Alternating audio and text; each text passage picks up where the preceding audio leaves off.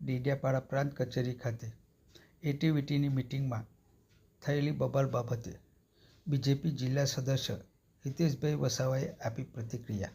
શું કહી રહ્યા છે સાંભળો આ વિડીયોના માધ્યમથી.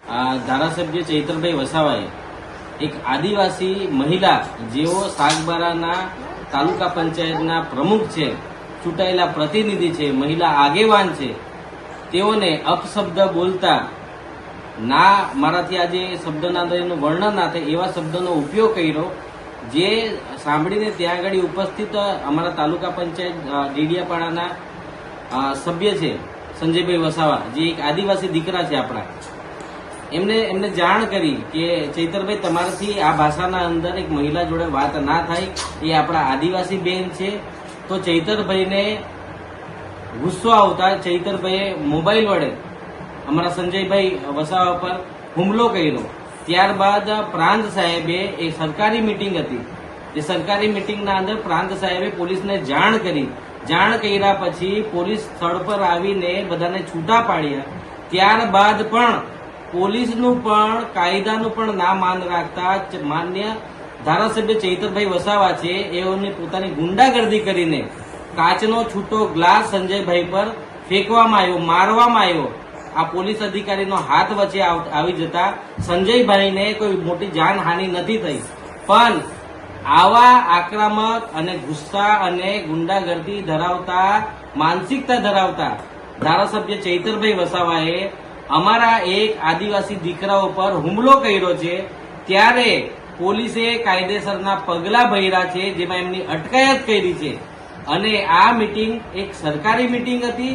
એ સરકારી મિટિંગના અંદર ડેડિયાપાડાના પ્રાંત અધિકારી શ્રી, ડેડિયાપાડાના મામલતદાર શ્રી, ડેડિયાપાડા સાગબારાના ટીડીઓ અધિકારી શ્રી પણ આ મિટિંગમાં ઉપસ્થિત હતા, જેઓની હાજરીના અંદર ચૈતરભાઈ વસાવાએ આ ઘટનાના અંદર જે પણ કૃત્ય કરેલું છે, ના બોલવાના શબ્દ અમારી એક આદિવાસી દીકરી ઉપર એમને ગાળામગાળી કરી છે, અપશબ્દ બોલ્યા છે, એ અમારો સમાજ ક્યારેય પણ ચલાવી લેશે નહીં. પણ હાલ જયારે એમની ધરપકડ થઈ હશે ત્યારે કેટલાક એમના આમ આદમી પાર્ટીના કાર્યકર્તાઓ, ઈસુદાનભાઈ ગઢવી હોય, જે અમારા વિસ્તારની પરિસ્થિતિ જાણતા નથી, અમારી સમાજની જેને લાગણી નથી, તે આજે સોશિયલ મીડિયાના માધ્યમથી ચૈતરભાઈને એક રાજકીય સ્વરૂપ આપે છે અને એના અંદર એવું બતાવે છે કે એક આદિવાસી દીકરો, એક આદિવાસી હંમેશા ચૈતરભાઈ હોય કે એમના મૂર્તિયાઓ હોય, જેઓ સમાજના નામે રાજનીતિ કરીને પોતાના રોટલા શેકે છે. આ જનતા ડેડિયાપાડા અને સાગબારાની ચૈતરભાઈને બહુ સારી રીતના ઓળખે છે. સમાજનું નામ લઈને ફક્ત ને ફક્ત એમને પોતાનો વિકાસ કર્યો છે. તમે અવારનવાર જોયું હશે અધિકારીઓને ધમકાવાના, એમના કાર્યકર્તાઓ ફોન કરીને ટીડીઓ પાસે 40-40 લાખ રૂપિયાની ઉઘરાણી કરે, પોતે ચૈતર વસાવા ધારાસભ્ય થઈને કોન્ટ્રાક્ટરો જોડે ગાળામગાળી કરીને પૈસાની ઉઘરાણી કરતા હોય. તો આવા લોકોને આપણે ઓળખી લેવાની જરૂર છે.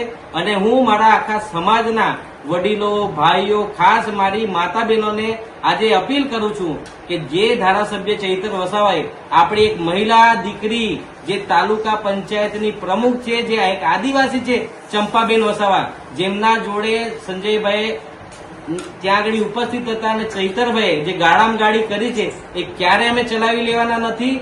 અને આ વિડીયોના માધ્યમથી હું આમ આદમી પાર્ટીના કાર્યકર્તાઓને આજે પણ કહેવા માંગુ છું કે અમારા કાર્યકર્તા હોય, અમારો સમાજ હોય, તે લોકોને ગેરમાર્ગે દોરવાનું બંધ કરો અને આપણે ક્યારેય ચલાવી નથી લેવાના.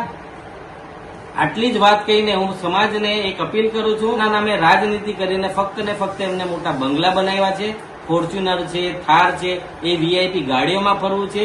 ધારાસભ્ય ફક્ત ને ફક્ત સમાજના નામનો ઉપયોગ કરે છે, જેથી આ વિસ્તારના અંદર જે રીતે તમે આદિવાસી સમાજના દીકરા છો, એ રીતે સંજયભાઈ પણ આ સમાજના એક આદિવાસી દીકરો છે. અને અમારા જે ચંપાબેન છે, જેમના જોડે તમે ના બોલવાના શબ્દ બોલ્યા છો, આ અમારે આક્રમક રીતે એટલે કહેવું પડે છે કે જ્યારે કાયદાનું કામ કરે છે ત્યારે તમે સંજયભાઈ હોય કે ચંપાબેન હોય, આ બધાને બદનામ કરો છો. એ દીકરી ચંપાબેન વસાવા જે આદિવાસી છે, તેને તમે આટલા ખરાબ શબ્દથી બોલે, ધારાસભ્ય તરીકે તમને આ શબ્દ બોલવાનું શોભા પણ નથી આપતું, જેના લીધે ચૈતરભાઈએ માફી પણ માંગવી જોઈએ, આખા સમાજ પાસે માફી માંગવી જોઈએ. આખા મહિલા, જે આદિવાસી સમાજની મહિલાઓ છે, જેમની જોડે પણ ચૈતરભાઈએ માફી માંગવી જોઈએ.